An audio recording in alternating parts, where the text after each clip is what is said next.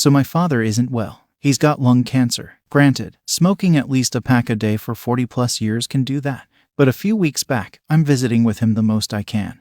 While I still can, and with my mother and 2 sisters. Let's call them Jade and Lisa. The topic of his will came up, and he revealed to me that I was no longer in the will. This took me by surprise, and in private I asked him why, and he told me that I was successful on my own. I have a degree and have opened 2 sports bars that even in these times are successful.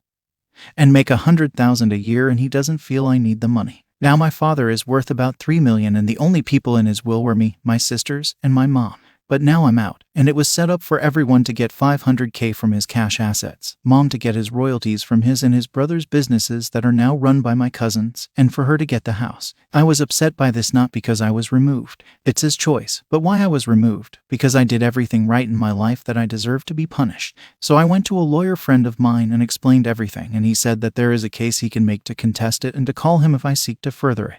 I went to my father and asked to make a revision. I wanted $200K for my kids' college funds and his collection of over 100 guns, or I would take this to court to contest everything. I don't know if I could win, but after a couple of days of thinking about it, my father agreed and changed the will. My mother is fine with it, but Jade and Lisa are mad, saying I forced them into it and that they need the money far more than I do. They both make around $40K a year. Now my sisters don't speak to me when I visit my father, and I don't feel like what I did was wrong. I'm not even taking money for myself, only for my kids. But my sisters are treating me like a villain, so I figured I'd ask, am I the a-hole for having my father put me back into the will, under the threat of contesting it? Edit. Alright, I should explain something. My father has for years been talking about saving his money so his children and wife could be set up for after he dies. I was always included until recently. You're all a bunch of a-holes for treating your dad like a lottery ticket while he's on his deathbed. You're all a bunch of entitled, selfish a-holes in my opinion. Your sisters feel they deserve more money just because they don't have enough, and you feel as if you should be rewarded for being the most successful of the bunch.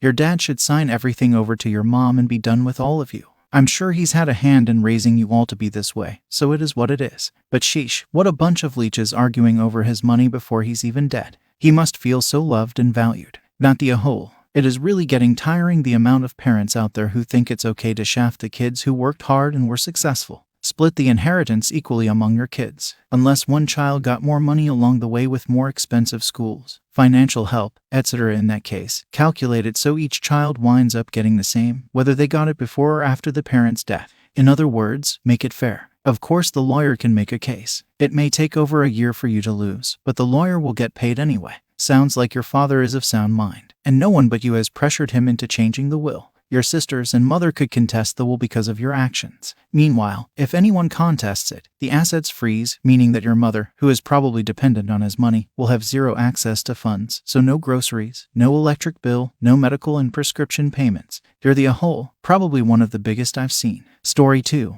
My mom died when I, a 17 male, was a baby, so I don't remember her. But her family was a big presence in my life, and I vacationed with them every summer, 2020 excluded. Dad met his wife when I was 7. They were together for 6 months when she told me she loved me. After meeting her 3 other times before that, she could not wait to give me another mom.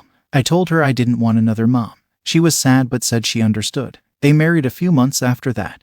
And then when I was 9, she and my dad sat me down and told me she wanted to adopt me and that she loved me so much and her dream was to be my mom. I told her I still don't think of her as my mom. She asked if I loved her enough to try, to give it a shot, and we could wait on the adoption until I was ready. I said I didn't want to. She then said to do it because I loved her. Dad said there was no woman more deserving. I told him I didn't love her enough to let her be my mom.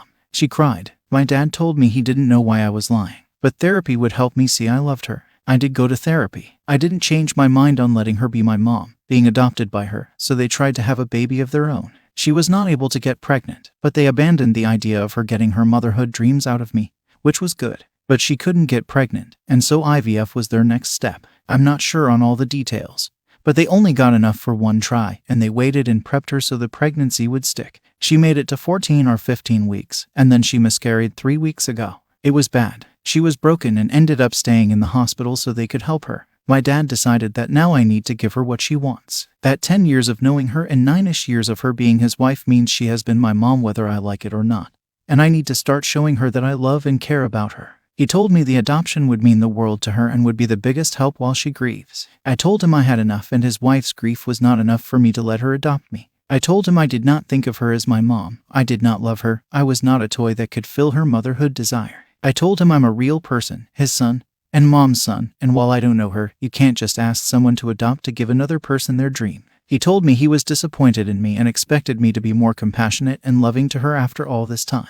Am I in a hole? Everyone sucks here. Her pushing so hard and not respecting boundaries is not cool and probably pushed you away. Forcing won't work either, though I think she's coming from a good place. That doesn't really make her and your father's behavior okay. But I do also feel as young as you are, you don't fully understand why adoption can be beneficial. If something, God forbid, happened to them, you would get any life insurance policy money, the house they live in if they own it, etc. If you're not adopted, somebody else in her family could make a claim to half the house. Though a will and making you a beneficiary would give protection, a family member could potentially contest it. With adoption, you're officially her next of kin, so you would be fully protected. It sounds like she loves you very much and wants her assets to go to you. So maybe think a little more about the big picture, not the whole. Your dad and his wife did everything they could to make sure you never want to go anywhere near her. Just tell them to adopt some orphan child or something. Maybe their insanity will end up in something good. Not the whole. But this woman sounds like she needs help mentally. She can't conceive, so you have no other choice but to be her daughter. She's the one who should seek therapy. It sounds scary to me. Story 3. My male 30 brother, male 32, and his fiancée, female 26, are getting married at the end of the month.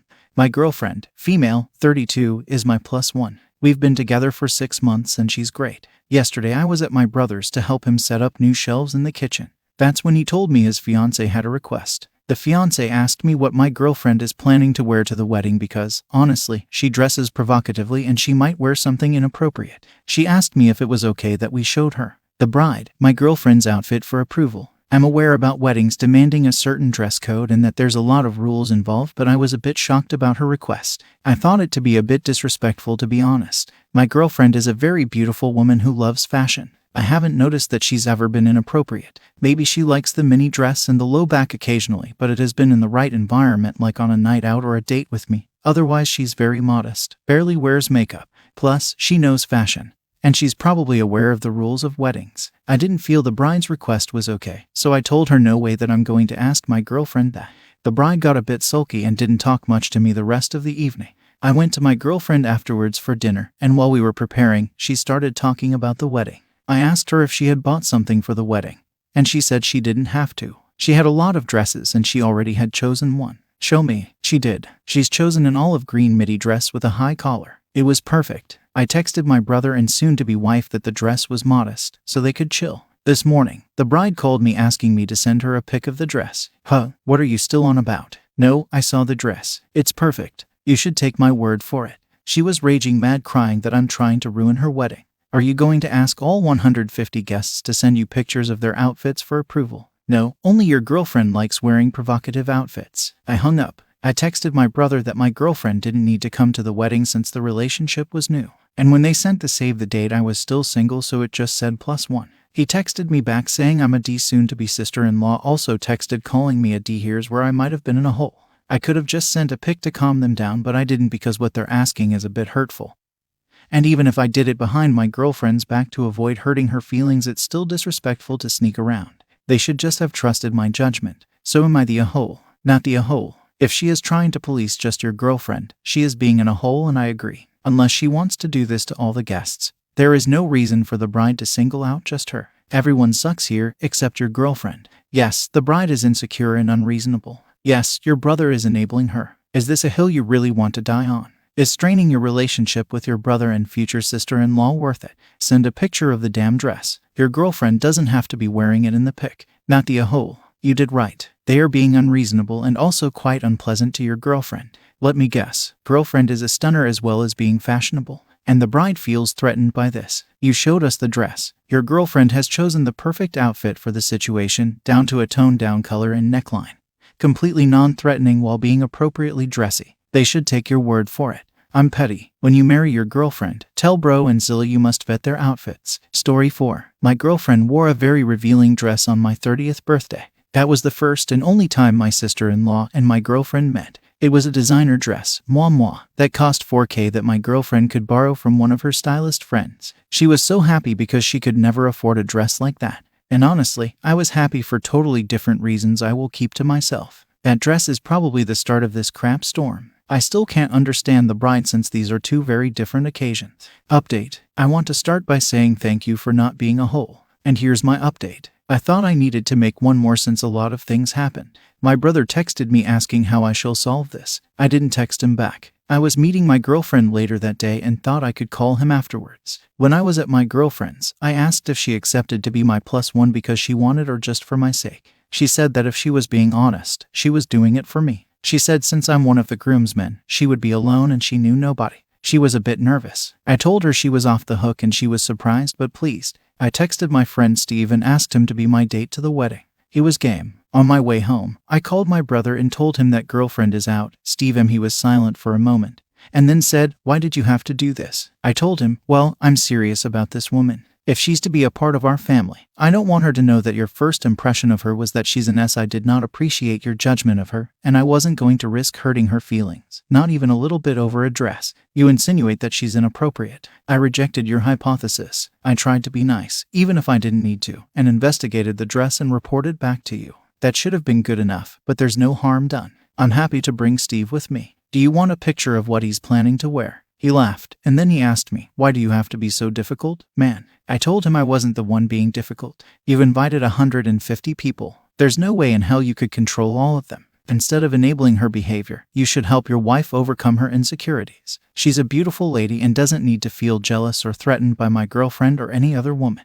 That's when I heard something like a banshee screaming. I almost drove off the road. My idiot brother had put me on speaker this whole time and my future sister-in-law heard everything, including me calling her insecure. I panicked and drove directly to their house. Future sister-in-law was in the bathroom crying and my brother was furious. I apologized probably 100 times before she opened the door and let me in. I swore I was joking and it wasn't even a good joke. She didn't stop crying. I kissed her forehead and begged her to forgive me. My brother told me she'll calm down eventually. So yeah, I ducked up real bad. Now I have a lot of damage control to do. Maybe try to upgrade their honeymoon flight to first class or ask the bridesmaid if I could fund her bridal shower or maybe, I don't know. My son is going to an expensive school next year and I'm financially nervous about it. It's close to $16K a year after aid. All of a sudden, I'm worried about providing for my younger sons. I'm a single dad. Now that I have this financial monkey on my back, a few weeks before my son graduated, his class had an assembly where they gave out scholarship money. The money was raised from foundations or groups like Rotary. My son won 2 awards totaling $10,000. The problem was that we thought that we were on the same page regarding the money. I said it was going to be used for school,